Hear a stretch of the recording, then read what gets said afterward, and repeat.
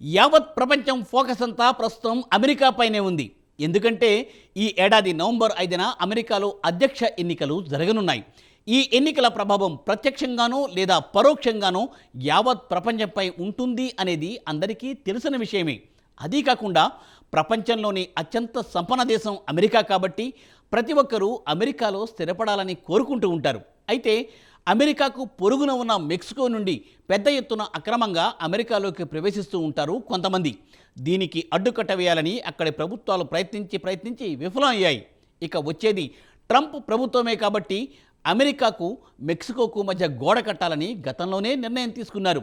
ఒకవేళ ట్రంప్ తిరిగి అధికారంలోకి వస్తే తమకు అమెరికాలో ప్రవేశించే అవకాశం ఉండదని మెక్సికన్లు, దాని చుట్టుపక్కల దేశాలకు చెందిన పౌరులు తమ కుటుంబాలతో సహా ఇప్పుడు కాలినడకన వచ్చేస్తున్నారట. మెక్సికన్ల అమెరికా ప్రయాణంపై ప్రత్యేక కథనంలో మరింత సమాచారం చూద్దాం.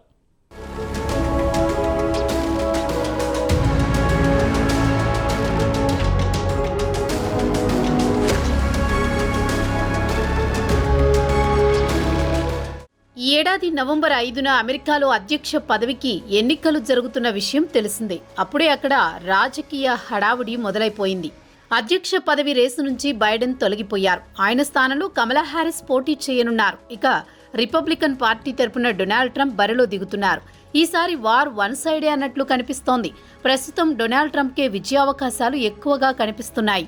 ఇవన్నీ పక్కన పెడితే తాజాగా అమెరికాలో నివసిస్తున్న ఇతర దేశాలకు చెందిన ప్రజలు, వారిలో ఇండియా వారిని కూడా కలుపుకోవచ్చు.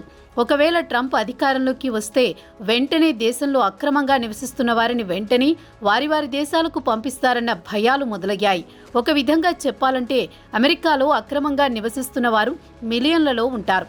రెవెన్యూలో పెద్ద మొత్తంలో వీరికి వ్యయం చేయాల్సి వస్తుందనేది ట్రంప్ వాదన.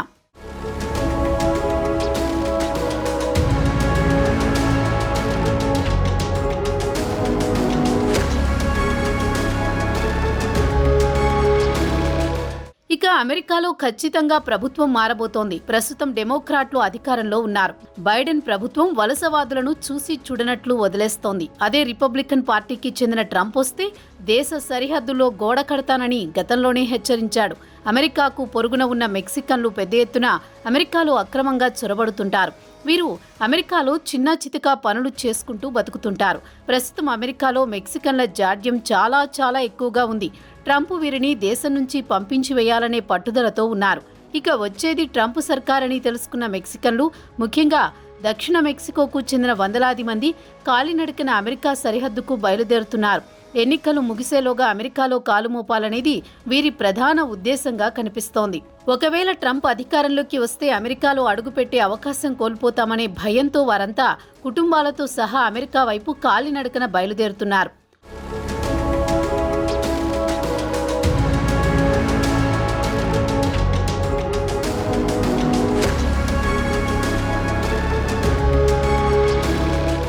వందలాది మంది దక్షిణ మెక్సికో నుంచి ఈ నెల 21న అమెరికా సరిహద్దుకు బయలుదేరారు. అమెరికాలో ట్రంప్ అడ్మినిస్ట్రేషన్ వస్తే వలసవాదులపై కొరడా జులిపిస్తాడని ఎల్ సాల్వడార్కు చెందిన ఒక వలసవాది చెప్పుకొచ్చాడు. కొత్త ప్రభుత్వం CBP-1 ద్వారా అపాయింట్మెంట్లు నిలిపివేస్తుందని భయపడుతున్నారు. ఈ యాప్ ద్వారా అమెరికాలోకి చట్టబద్ధంగా, అధికారికంగా శరణార్థి హోదాలో వెళ్లవచ్చునని చెబుతున్నారు. US బార్డర్ పోస్టులో ఈ యాప్ ద్వారా అపాయింట్మెంట్ పొంది తర్వాత తమ కేసును అధికారుల ముందు ఉంచితే వారు సంతృప్తి చెందిన తర్వాత అమెరికాలో అధికారికంగా అడుగు పెట్టడానికి అనుమతిస్తారు. అయితే ఈ యాప్ మెక్సికో నగరానికి లేదా ఉత్తర మెక్సికోకు చేరిన తర్వాత మాత్రమే పనిచేస్తుంది.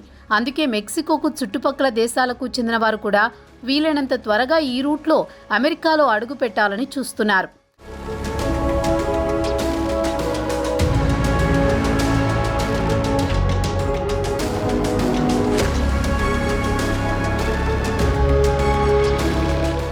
ఆదివారం నాడు దక్షిణ మెక్సికో పట్టణం సియుడాడ్ హిడాల్గో నుంచి ఓ పెద్ద గ్రూపు బయలుదేరింది. మెక్సికో సరిహద్దులోని గౌత్ మాలాను ఆనుకుని ఉంటుంది ఈ నగరం.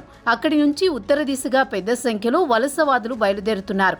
అయితే ఇక్కడ అసలు విషయానికి వస్తే ఇలా గుంపులు గుంపులుగా వెళ్లడానికి ప్రధాన కారణం మార్గ మధ్యంలో కొన్ని గ్యాంగులు వీరిపై దాడులకు పాల్పడడంతో పాటు మెక్సికన్ అధికారులు కూడా వీరిని అక్రమంగా అమెరికా వెళ్లకుండా తరిమివేస్తున్నారు.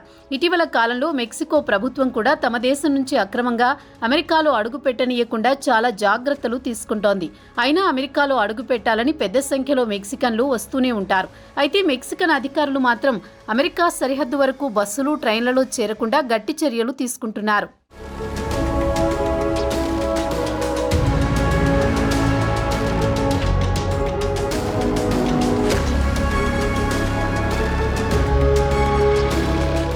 యుఎస్ ఇమిగ్రేషన్ సిస్టమ్ను అధికారులు ప్రస్తుతం కట్టుదిట్టం చేశారు. కరోనా సమయంలో కాస్త సడలింపు ఇచ్చినా ప్రస్తుతం సెంట్రల్ మెక్సికోతో పాటు నార్త్ మెక్సికోలోనే చెక్ పాయింట్ల వద్ద వడపోత ప్రారంభించారు. సరైన వీసాలు లేదంటే వారిని ప్రత్యేక బస్సుల్లో దేశంలోని మారుమూల పట్టణాల్లో వదిలేసి వస్తున్నారు. ఇక ఓ 55 ఏళ్ల క్యూబన్ వలసవాది గౌతమలా నుంచి 45 రోజుల క్రితం మెక్సికోలో అడుగుపెట్టాడు. త్వరలో సియుడాడ్ హిడాల్గో వెళ్లి అక్కడి నుంచి అమెరికా సరిహద్దుకు వెళ్లాలని ప్లాన్ చేస్తున్నాడు. ట్రంప్ ఇటీవల చేసిన ప్రకటనల పట్ల ఆగ్రహం వ్యక్తం చేశారు. అమెరికాలోకి మెక్సికన్లు అక్రమంగా చొరబడుతున్నారని తరచూ ట్రంప్ మండిపడుతున్న విషయం తెలిసిందే.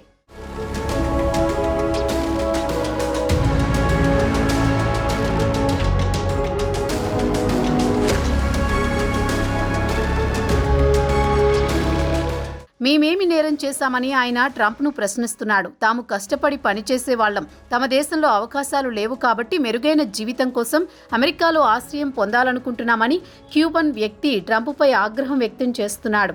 కేవలం మెక్సికన్లే కాదు, అమెరికాలో ఉండే ఇండియన్లు కూడా ప్రస్తుతం ఆందోళనలో ఉన్నారనేది మాత్రం వాస్తవం. ఇండియా నుంచి H1Bపై అక్కడికి వెళ్లి వీసా గడువు ముగిసిన తర్వాత కూడా అక్కడే ఉంటున్న వారు కోకొల్లలు. ప్రస్తుతం వీరంతా ఆందోళనలో ఉన్నారు. ఒకవేళ ట్రంప్ దేశ అధ్యక్షుడు అయితే మన పరిస్థితి ఏమిటని ఇప్పటి నుంచే వారిలో ఆందోళన మొదలైంది.